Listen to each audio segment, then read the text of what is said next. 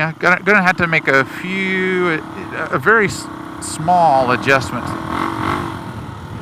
to the clutch. Yeah, it definitely has more low end, mid range, everything that you expect.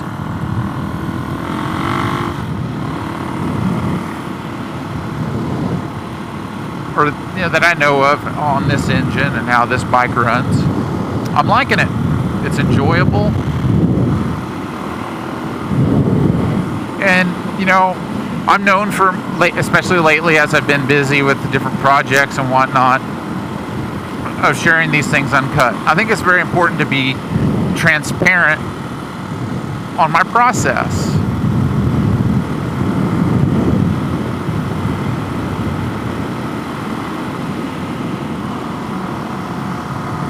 But to complete the thing is, you know, at the end of the day, your engine is how you want to treat it. You know, if you're a stock bike, you know, you have a lot wider parameters on that stock engine than on something that's hopped up quite a bit, such as this one. So for me, it makes a lot more sense to go this approach for this bike. This, you know, a little bit more conservative approach,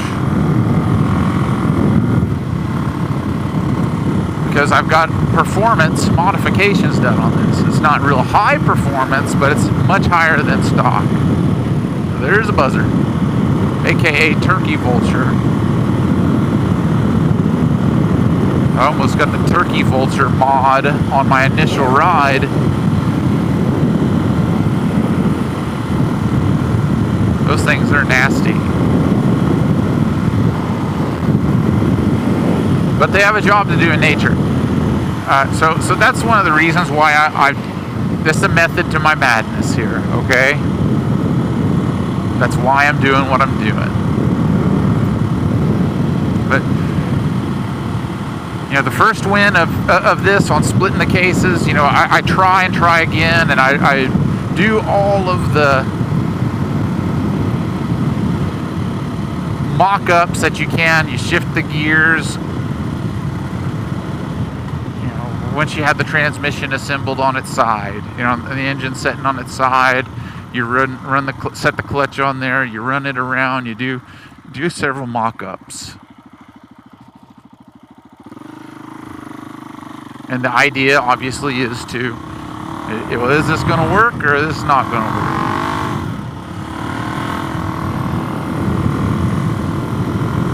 But when you first take your first ride on it and you run through the gears, well, that's a good feeling. As much confidence as any person has on it, which I have a certain amount. But I haven't been inside one of these engines since I did the E-model. I mean, fully. I did a big bore this spring for my friend with the knockoff FCR, and it's still running strong. He had he's a relatively new father, but not as new as he used to be. So his time's limited. He helps Mama out. He's a good man. But he had a 110-mile day the other day, riding around. Good for him. The engine's working great. He's kind of understanding. He understands the finickiness. Oh, I almost got one. You know, I'm not a big fan of squirrels. You know, one of my favorite channels, Ed Gun Leshy, calls them tree rats. I can tell I have the tire pressure up a little bit more. That just wants to slide a little bit.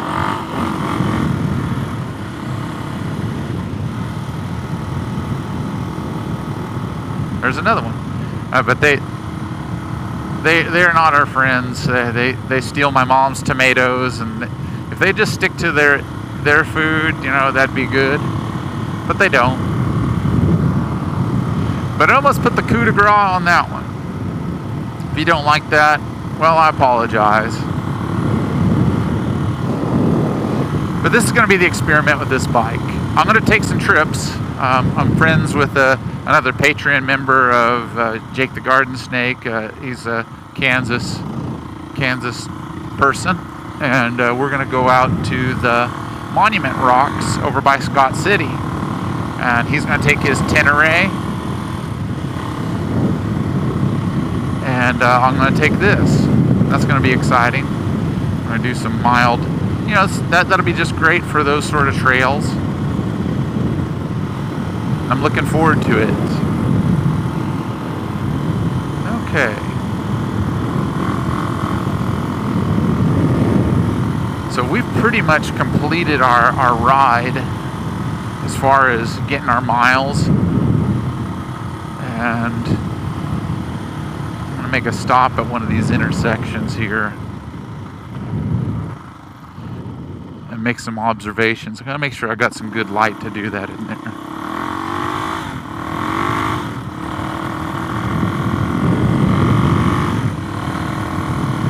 This engine, I bought this engine as kind of a deal. It was a frame where the title was lost on it.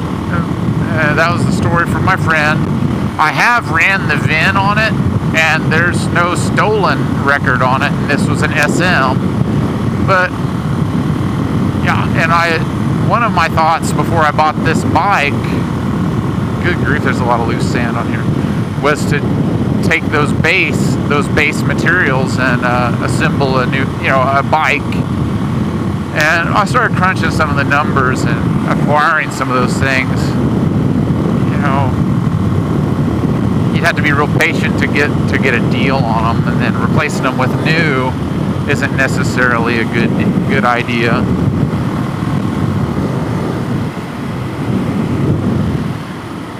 But that's where we're at.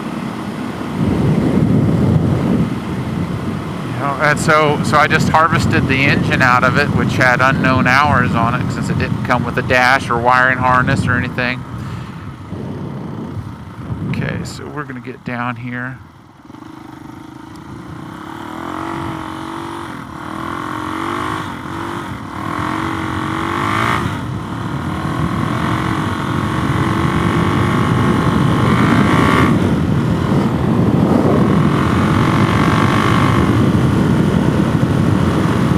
This thing doesn't have any problem breaking the tire loose in any gear. So here we go on 60 miles an hour. This loose sand kind of unsettles the front, but it does a lot better. It stays a little bit more planted since I put the brace on this. It's a real simple upgrade in my opinion. But we're chilling. We're chilling at 55 miles an hour. No big deal. And actually, I probably should be in fourth. Hello, Mr. Farmer Man. They're out there drilling in their wheat.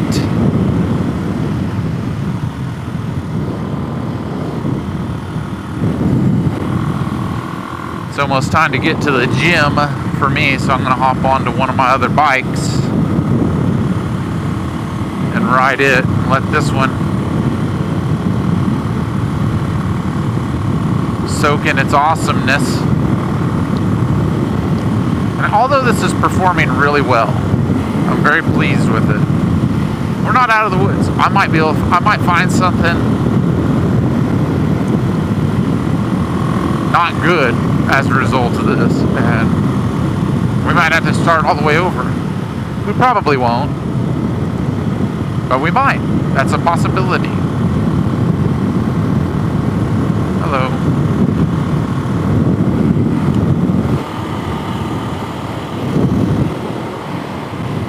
Initial reaction is I'm positive. I'm positive on this.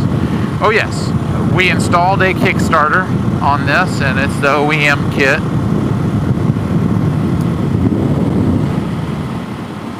Very pleased about that.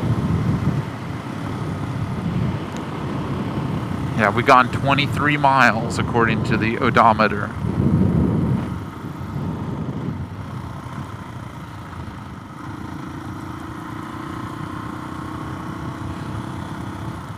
I'm gonna just kind of do a Yui. Dewey's gonna do a Yui. But yeah, we got, initial response here. I'm gonna have to do a inspection on our clutch and do an adjustment on it.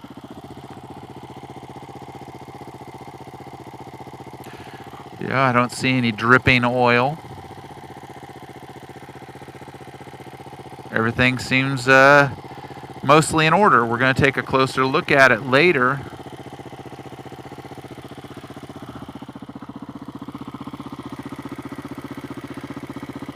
Coolant's all in place.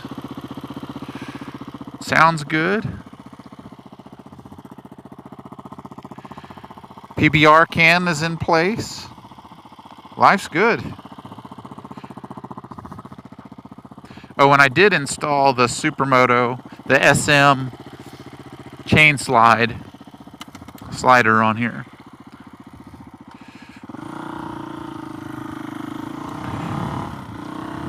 Sits there and idles well.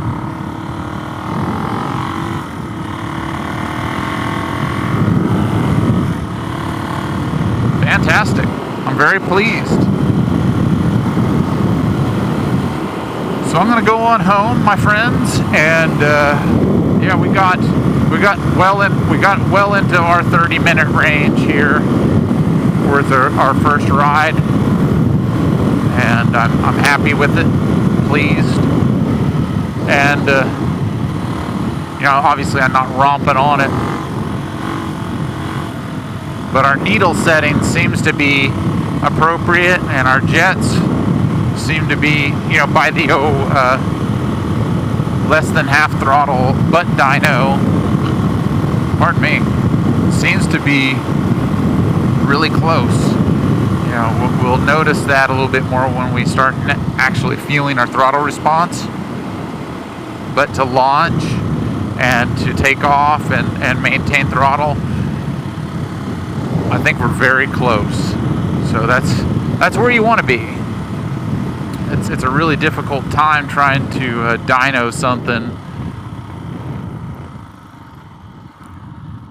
when you're breaking it in. So you want to have some decent reference points.